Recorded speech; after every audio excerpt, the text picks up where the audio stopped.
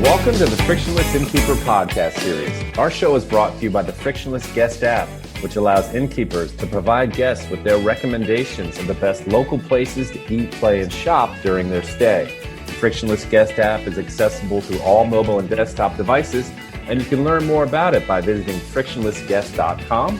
Once again, that's frictionlessguest.com. I'm Matt Langen, and I'll be joined by Steve Short, the founder and CEO of the Frictionless Guest app.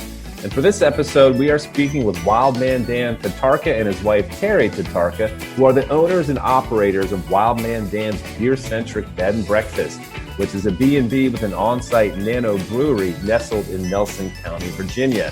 And Terri and Wild Man Dan will be discussing their innkeeping story, how they are following their passion for all things beer, what makes a special guest experience, and much, much more. And Terri, Wild Man Dan, and Steve, thank you for joining us today. Hey, thanks a lot for having us. Absolutely. Our pleasure. Steve, how you doing? I'm hanging in there. I wanted to make sure Dan was heard and that he's here and he's okay as well. Dan, how are you? I'm doing great. He's wild as usual. Yes. Well, we are wild about this podcast because Steve and I are also wild about beer. And this is going to be certainly a fun one. And we've gotten to know Terri and Wild Man Dan through some prep calls and stuff. And they're wonderful people. And we're really excited to have them here today. And before we talk about Wild Man Dan's Beercentric Bed and Breakfast, if you don't mind, Terri and Dan, tell us a little more about your backgrounds, how you all came to be innkeepers, and how you landed to where you are today. So my background is 30 years, hotels and restaurants. Chef, management, franchising, all of the above. And Dan's background is fiber optic engineering. And he became a home brewer and immediately, I think, what did you brew? 2-3 times?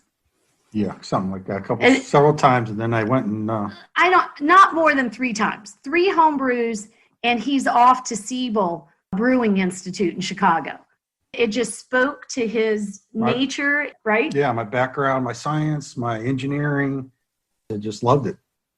And I also love beer. Yeah. I don't mind. Nice. I got a great brewer for husband. So I went out to search is how do you make, I just want to be able to make good beer. And how long ago was that? Oh, gosh. 10 years ago. 10 years, right. Nice. That you started brewing or went to Siebel, right? And then, he's brewing and we joined a homebrew club and we met fantastic, like-minded people, all brewing in each other's basement all over town. And we just camaraderie, a passion for beer. Then you did what? Become a beer judge? Certified? Yeah, right. Became a beer judge. After Siebel, I also took chemistry of beer. And then through that club, we got together and we learned how to be professional certified beer judges. So I just want to paint a picture for you. An evening with 6 men around my kitchen table and about 40 different kinds and styles of beer. And they're all studying. We were. Yeah, right. Yeah. We're studying. This is hard work, honey. So. Part of the program is knowing all the different styles. And there are commercial examples of all the styles. And what we would do is we would grab 1 or 2 of the styles and commercial examples and taste them to see how they lined up with the guidelines. Did we taste what the guidelines told you? It was interesting to try and catch all the flavors that's described and fun. Yeah. So in the middle of all of this, I'm working in the, food and beverage hospitality industry, and he's, really getting into homebrew. I think 2000, when were you homebrew of the year? 2014, homebrew of the year. We book a trip to hike the Inca Trail in Peru. So we're hiking this trail and we're up at a high peak, and Dan looks at me and says, I want to retire and brew beer. Of course, we were at high altitude, low oxygen. Yeah. I tell people I agree with you. Best place to make a decision. No, because I just went, okay. I didn't even question it. And heck, we started writing business plans and trying to think about how to make it happen. And then we found this property when? The end of that year. The end of that year. So, December 2014, we find a property on the Blue Ridge Trail in Nelson County and also right off the Blue Ridge Parkway in the mountains with 2 wells on the property and perfect pH water coming out of the ground, and an old 1870 farmhouse with a 1900s Coca-Cola barn. And we fell in love with the space. It provided everything we needed to initiate a bed and breakfast, get that up and running, and allow the bed and breakfast to fund his brewing transition from his work career retirement now into brewer. That's great. What a wonderful Did I story. sat down enough, I think. That's great. Yeah, well, tell us a bit more about the property in itself. And I know you're doing some renovations as well. Oh, constantly, right? 1870 farmhouse, the interior, the middle center section of this old farmhouse, handmade bricks from clay on site, pin and post, beams in the attic, hand-hewn floors. It's just fantastic. And we've refurbished it and kept as much authentic as we could. In the 1900s, the barn, brew barn, which is really cool. It's all metal on the outside and the oak on the inside. Cement floor that was hand poured with the date April 16th, 1935, hand scratched into it. That's cool. And then the outside of it, there was a program for farmers that Coca-Cola would come and paint your barn. Mm-hmm. And it's the best thing you got to do. And that's why when you drive in the middle of Kansas, you'll see a Coca-Cola barn out there. Or like the old mail pouch. Yes, or the old mail pouch, exactly. Right. And that's so, really cool. so we've got one of those, with the Coca-Cola red barn painted. And that's our brew space. I was going to ask the farmhouse, 5 rooms, is that right? So the farmhouse, 1887 until the 50s, was the post office and a beauty parlor. Wow, that's cool. Isn't that cool? So it had this extended suite on the side that was the beauty parlor. I think initially it was an old, maybe a balcony, porch or something, and then closed in. So we renovated that section, the old beauty parlor, and that is our space. Oh, neat. Okay. Directly behind the kitchen. Now the walls from this thing are 15 inches thick, double level of this handmade brick. So it's natural soundproofing through the entire center of the house, which is fantastic for us and for guests. And we're right behind the kitchen. And then I have a full second chef's kitchen pastry room down in the basement area, a whole full separate room. And then we have 5 separate rooms for guests of the B&B. That sounds great. Yeah. And so I know you're renovating the barn, the Coca-Cola barn that you've been brewing in, but you're doing some bigger things for usage with that barn down the road. Is that right? That is correct. Tell them about the second floor. What we did was we got cut poplar from a local lumber mill, and we're in between the beams, so you see the rafters that were left over from the old barn. So the whole thing's decked out in wood, and it's insulated behind it, so it's all good usable space, heating and air conditioned space up there. And it's pretty large because it covers the whole barn. Downstairs, there's actually 2 sections, one where I brew and then like a smaller tap room. But over that is this whole large room. Yeah, what's the square footage up there? I think it seats about 50 people. It's 1,200 square feet. 1,200 square feet. But it's open all the way to the peak of the barn. And then we have the old hay bale doors stacked that can open up for that space. Wow, that's cool. So that's going to be space you're hoping for people to be able to come beyond, because talk a little bit about your brewing license and how that's come about and what you're working on there, because that space you're hoping to use for people to come in to use it beyond, I guess, just a big tasting area, I guess is what you're envisioning. Is that right? Right. So our growth has been kind of drawn by just what has happened in and around us. Initially we bought the property to be a bed and breakfast and home brewers, and we were going to retire and be happy with that. And then the state of Virginia, within a year of us opening, made a change in the law so that home brewers could not share their beer with short-term lodging. So we had to make a decision, and then we became the smallest production brewery in the state of Virginia with the right to brew beer, sell kegs, sell experiences, and then also serve the guest of our B&B. That being said, we weren't open to the general public. Then the next little glitch in our plan was COVID. So when our B&B shut down and all the bars shut down, our tap room wasn't open to the public. So we were every revenue source that we had was shut down, which made us reconsider that maybe we should be open to the public, or at least have the right to be. So we applied for a zoning change in February. We'll get a final vote on it in October 18th. Nice. A little drawn out because of course, COVID. Yeah.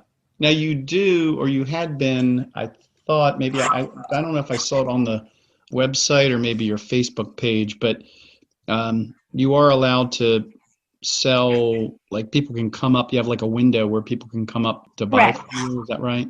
Yes, and that happened, I think, several weeks into COVID, and it was kind of a quick patchwork thing for all breweries that they could sell to-go beer. And so we're not really open to the general public, but we're allowed to sell to-go beer. And those are 32-ounce can crowlers. Okay. Wow. Okay. Right. Nice. So it was very nice. That being said, when we went to order a crowler, the manufacturers were backlogged because of every brewery in the country needed a crowler to sell to-go beer. So we got our crowler, like 2 months ago? July. Yeah, we got our crowler in July. I thought maybe you were going to say that Dan took up blowing glass and came out. I know. We thought about how do we do this? How do we do this? Yeah. I know, right? I mean, it's crazy times, and we're just like everybody trying to navigate it. And we go one direction, then we swerve back another direction. But oh my gosh, we love where we are. We love what we're doing. I got to tell you this. If he didn't brew incredibly fantastic beer, do you think I would have said yes, whether in or not, on that mountain? No. If he had terrible beer, I would have just gone, no, that's not, yeah. What? No, you're just not good enough of a brewer. That's just not good enough, buddy. Right? Go back to school. Right. Talk about some of the other stuff that you all have done, like with your guests in the past, and what you might do in the future, or what you offer to guests, and how you tie the whole beer thing in with that. Like you do some special things, either requested by them or maybe kind of offered up as a package or whatever. What kind of stuff do you do since it is a beer-centric B&B, what kind of stuff have you done with guests that revolves around the beer? One of the things we've done is we've actually brewed beer. Since I have a small system, I could brew beer with guests. And they can come out, have a brew day, come up with a recipe. I'll work on a recipe with them. We'll brew it. And if they want to name the recipe, I will submit the name and get it approved. So they'll have their own name beer. And then we can turn around and sell them the keg of beer. Now, we've done this for weddings and birthdays and people just wanting special events. So they'll spend the weekend here and they'll buy the keg that they helped brew. That's awesome. And then Isn't that awesome? how long before they can drink the keg? Like if it's for a wedding, is it for like they have to be there the weekend before and do it, or what? No, I tell them try and give it 2 months. 2 months. Wow. Okay. Well, you got a month of fermentation, and then you got a month you want it to let it sit for a little bit to just get that proper aging and peakness of a delicious beer. Just takes a little bit longer. It goes through this curve of it. It gets better and better and better before it starts going over the hill. And that's good for a long time. And then the beer gets old. It gets old, Right. Never happens here. We never get to that old beers. We don't have any beer left. All gone before it never gets to get old. But if you give them a 2-month window, by the time the wedding comes or the event comes, it's just fantastic. So, and you brew every day throughout the week pretty much, right? So like what you brewed today, you were talking right before we hit the record button, you were doing a Pilsner today. So you're not going to drink that for another couple months? Yeah. Wow. That's correct. So you've got to be really on it, right? Yeah, you turn your beers and be on the seasons. You must have a huge walk-in refrigerator to put all of your brews in, right? Well, we call it the crooked room. The what? The crooked room? Yeah, we call it the crooked room. So one thing you'll find out quick in a 1900s barn, there's nothing level. Yeah. Right? And so trying to build out this refrigeration room, you had, from corner to corner, more than 5-6 inches difference. Mm-hmm. Right? And so after we built it out, I put crooked room on the top of it. So that's where that's where the beer's fermenting and refrigerated. Is in and it's usually you're doing 10-gallon batches, is that right? That's correct. And what do you put it in, and how does that compare to what's a keg? Well, what we call a keg is really a half keg, right? But that's about a keg is a half a barrel. Half a barrel, okay. So a keg is 15.5 gallons. 15.5. Okay. So you're about 3/4 or 2/3 of a keg, basically. No, less than that. So 1/6 of a keg is about 5 gallons. So I brew 2/6 of a keg, or a third. Yeah, I guess it would be a third. A third, not 2/3. Okay. Yeah, that sounds about right. That's about right. Okay. Of a keg, yeah. Yeah, you're right on that. Okay. Well, I have a little experience because we have a big party every year. Of course, we didn't do it this year in September, and trying to get last 5 years or so trying to get local microbrews and all that stuff. You have to get them in smaller amounts in order. And it's those. They look like from my days of working in restaurants and stuff, it looks like the old containers that you put the Coca-Cola syrup in, basically. Yeah. Cakes, yeah. You're exactly right. Yeah. So one thing that we wished that we could do when you're a home brewer, you dream of having one of your beers on tap at your local bar or your haunt. You know what I mean? Mm-hmm. And so home brewers that are progressing and they've really, perfected a recipe, but there's no avenue to do that, right? We are an avenue that can make that happen because we also have a distribution company. Okay. You can come, now granted, this is within the state of Virginia, but you can come and brew your beer, name it, and then we can deliver it to your local haunt. That's awesome. That is cool. On tap. That is really cool. Isn't that cool? That is cool. But we have a lot of guests that stay with us that aren't necessarily all beer people. You let them in? We let them in. Dan asked me how do we avoid that, but we do let them in. There are 20 wineries, 4 distilleries, 4 cideries, and a meadery within 20-mile radius of our location in Nelson County. Man, wow. I know, right? And so when our guests check in, we call it a hug and a beer. Now what we're doing is I meet you outside and I hug me and you hug you, right? There's a hug, and then we go to the old brew barn, the cola barn, and have a welcome beer. That's and then awesome. After breakfast served at 9 and, eggs Benny, but with a Chipotle hollandaise and my own house-made chorizo. And then you go to a beer class with Dan. It's all included in your booking. And it's a 45-minute learn about the off flavors of beer, how to detect it, and more importantly, how to make changes in your brewing process to correct off flavors. That's pretty wild. Every day, anybody who books, well, not every day, I guess it depends on when you come in, but if you said predominantly it's been weekends, but so if I come in on Friday, I'm going to do beer class with you on Saturday? Correct. Right. You're going to have breakfast at 9 and beer class at 10. And then all of the wineries and everything in the area opens around 11:30. Why would I want to go there? Shouldn't I just stay in the Coca-Cola barn and open the taps up? And you won't be alone. We have many guests stay with us all day.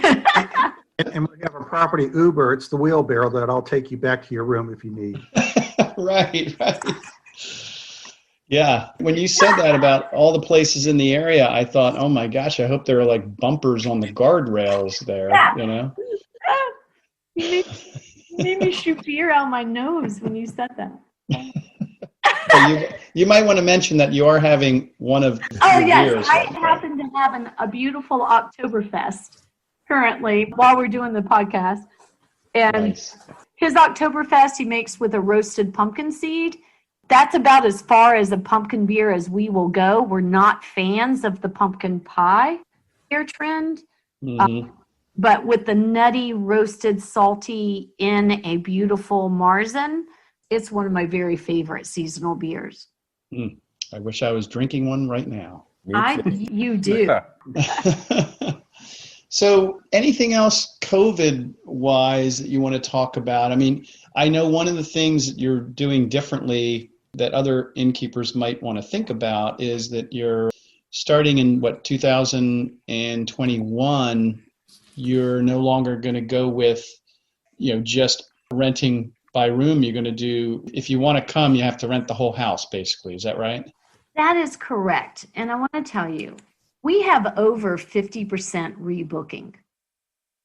We were nominated and won Best of the Blue Ridge, and that's the best B&B in like 14 states up and down the Blue Ridge Parkway. We love our guests. And I take sanitation and protecting their lives very seriously. And that being said, with the individual rooms, and we're taking temperatures and we're sanitizing and we're putting a whole house ventilation system, and we're doing that 4 hours a day, every day. And it's just not physically sustainable for me. And I worry so much. And I think that 2021, for the entire year, the best call, the best move for us and people that value our guests so much is that the whole pod, take your insulated bubble and book the whole house and come to beer class. And then I'm not in the house for, going, are you wearing your mask? Sanitizing, what did you touch? Where did you touch? I think it's just the right call for the next year because we don't know where this is going to go. And, we all know we're in it for next year. Yeah, and you've got quite the draw in terms of the beer side of it. I mean, just thinking about, I could easily come up with 4 other couples that, would want to do this, more than that, and would want to join you all for a weekend and experience the beer thing and just hang out. So I think you all have that draw with the beer thing. I think you are correct. And part of our 50% rebooking, we will have some young couples come. And they'll come and have such a fantastic time. We also have a big octagon hammock swing fire pit. And we bring growlers of our beer at the fire pit that we host. And, and they say, oh, our parents would love this place. And they parents. And then we have couples our age that show up and they go, our adult kids would love this place. And then they send all their children. Mm-hmm. And then we end up renting the place over and over again for family special events, family reunions, dad's 50th birthday, anniversary weekend.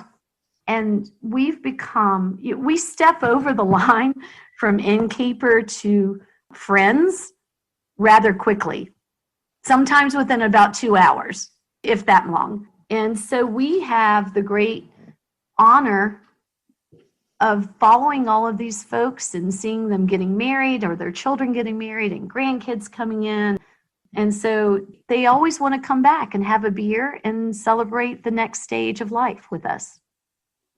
It's a good way to have, like you say, have repeat bookings, which might be Right? a good segue into our guest experience questions. Matt, I don't know where we are time-wise. I mean, I could talk beer all day and ask about it. Yes, I know. I'm with you. But yeah, I think we're good to run through the guest experience questions if Wild Man and Terri are okay with that.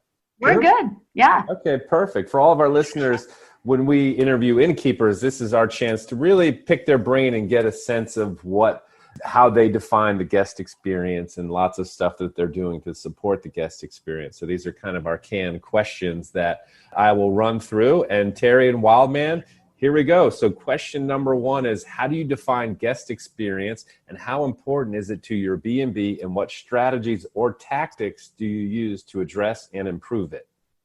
When we decided to open a B&B, the very first thing we did is we made a list, because we've been fortunate, we've traveled a bit, and we made a list of all the things we loved and all the things that we did not like.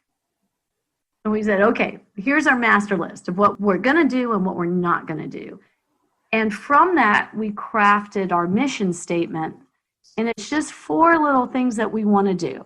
And the first one was that each guest, we really focus on the little things that turn a visit into an experience. For example, I don't know if you've ever gone to a brewery and done a beer tour, and they're like, smell the hops, here's some grains, look at the stainless steel, and then you're out of there, right? Yeah. I couldn't go on another one of those, no. So we have crafted a 45-minute really informative beer class for a novice and for someone who's been brewing for a long time, right? So we made an experience. It's a little thing. It's included with your booking, but it's important, right? And then the other thing that was important to us is that all are welcome. Intolerance and discrimination do not reside here. And that's in our mission statement.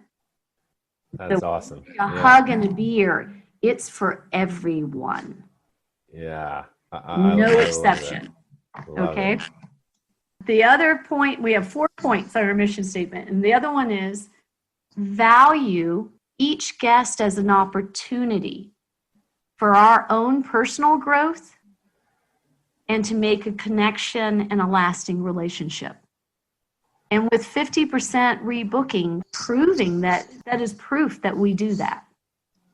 Absolutely. I've been invited to more weddings and christenings, and from our guests. Do you know how proud I am to drive and pop in? I usually only have a few minutes in my Wild Man Dan t-shirt, and I hang in the back and I show up, right? And be part of the moment. And usually I have to leave and get back to the inn, because weddings are always on weekends, right? I don't know. I think I would have a Tuesday wedding. What do you think, Dan? We can start a new trend. And then our 4th mission is just brew beer. That was it. That's great. What an awesome mission there across the board on 4 different levels. Clearly it's working very well for you all. And so the next question is, if you could get an hour of time with a leading expert / consultant in the B&B industry, what are the 2 or 3 most important questions you would like to ask them? My background being 30 years in hotels and restaurants, I've had the good fortune of having a lot of professional insight. But if I could speak with a leading expert, I would ask them, how do we get guests to arrive on time and/or communicate? That is a struggle. Funny. That's a good one right there. That's a funny. Good one, yeah. right? That's an interesting one. Yeah. I will take any recommendation. What? I'm sure you're not alone. I'm sure Right. that just about everybody, every innkeeper out there is wondering the same thing. Wow. Even with COVID and just really these policies that I send on Monday, a week before your arrival. And, just this last week, I was on, we had great old stone steps, but someone had spilled probably a beer. And I was on my hands and knees scrubbing a spill stain, and 4 vehicles show up, a couple hours early. And I'm literally on my hands and knees scrubbing the front stoop, Hi, how are you? That's funny. But that's probably a good way to start a good relationship with them. At least like, with that yeah. Good to see you. Yeah. That would be my number one question. That's great. Okay, good. Well, our third and final question is, what is the percentage mix of guests that stay at your B&B based upon the following 3 age groups, and how are those percentages trending? So the first one is under 40, the second one is ages 40 and 60, and then the third group is over 60 years of age. The way we would break that down is over 60 would be 10%, and then the other 2 groups are split, 45 each. Wow. Okay. Yeah. So I'd say that you're probably, I'm guessing, this is just anecdotal, but it sounds to me like getting younger folks, that you have a larger percentage of younger people, the under 40 crowd, than the average, if there is one, bed and breakfasts. Yeah. And that might be because of the area. And the beer. And the beer. Could be because of the beer scene. Yeah, definitely. And could be that. And once you come, we get you for life. Yeah. Right? The nice thing about Nelson is there's craft beer, but there's also wine for the people who aren't drinking beer. It's cider and distilleries, and so. Well, it's also true. Hiking the Blue Ridge Parkway. Yeah, it's fantastic. And we kayaking. Got some great outdoor stuff. We're right here in the Blue Ridge Mountains with. Correct. Right. Trout fishing. Have you seen? So you've been doing this for about 6 years now. How are things trending, or has it always kind of been this kind of a mix? For us, it's always been this kind of mix, and it's really interesting. We had a group of, you're talking 5 rooms, 10 people, right?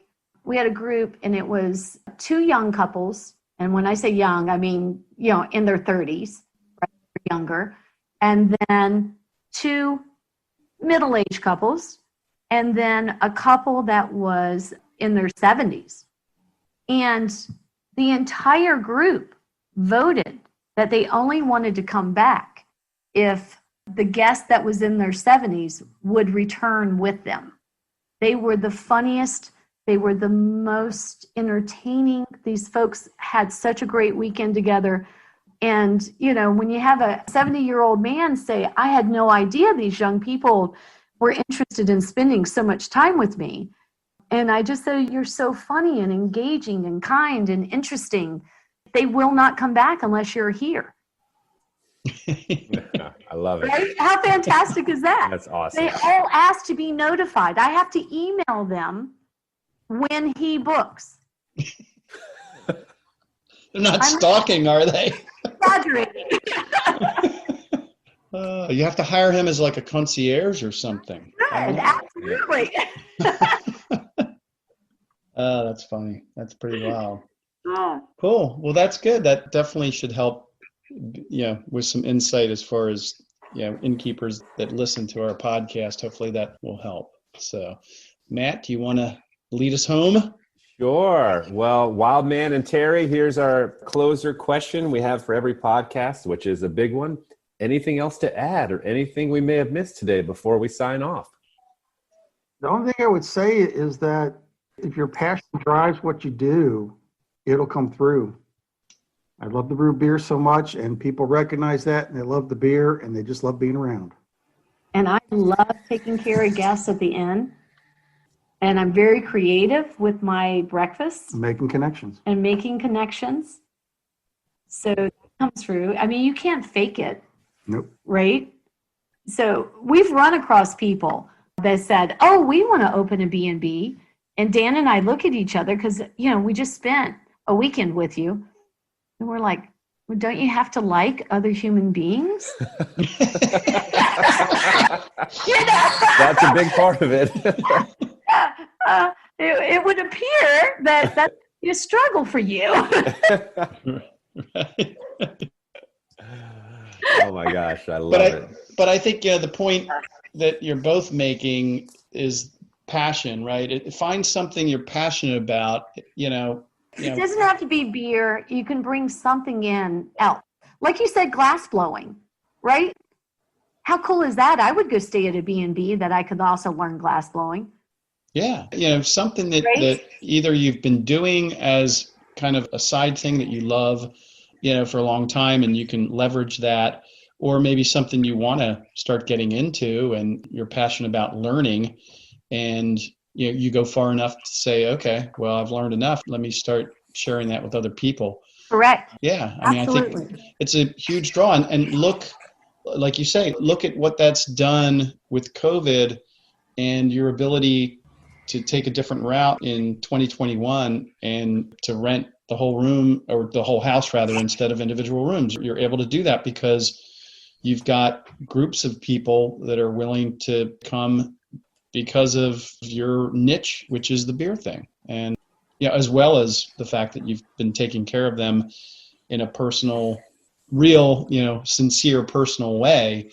And I think you're right. The word sincere. I think people smell inauthenticity. Inauthenticity. Make it up. Oh, that's the beer. Wow, that's the beer. That's inauthentic. Inauthentic. Even Steve's struggling with it. Yeah. And he's not even drinking. I know. My goodness. But yeah, I hear you. We embrace our imperfections. And we embrace our guests' imperfections as well. All right. Awesome. Here. I'll drink to that. All right. I will too. And if it's all right with you all, I will take us out with our usual outro. Go for it, man. All right. All right, great.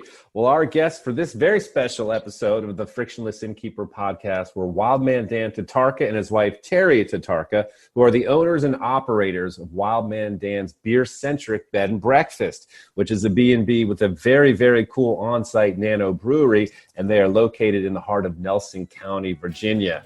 And we really hope you enjoyed this episode of the Frictionless Innkeeper podcast, brought to you by the Frictionless Guest app. If you wish to learn more, please visit frictionlessguest.com. Once again, that's frictionlessguest.com. And Wildman, Terri, and Steve, thank you all so much for your time today. Thank you, man. We really appreciate it. Cheers. Yeah, thanks, Dan. Thanks, Terri. We appreciate having you on. Thanks, Matt. Cheers.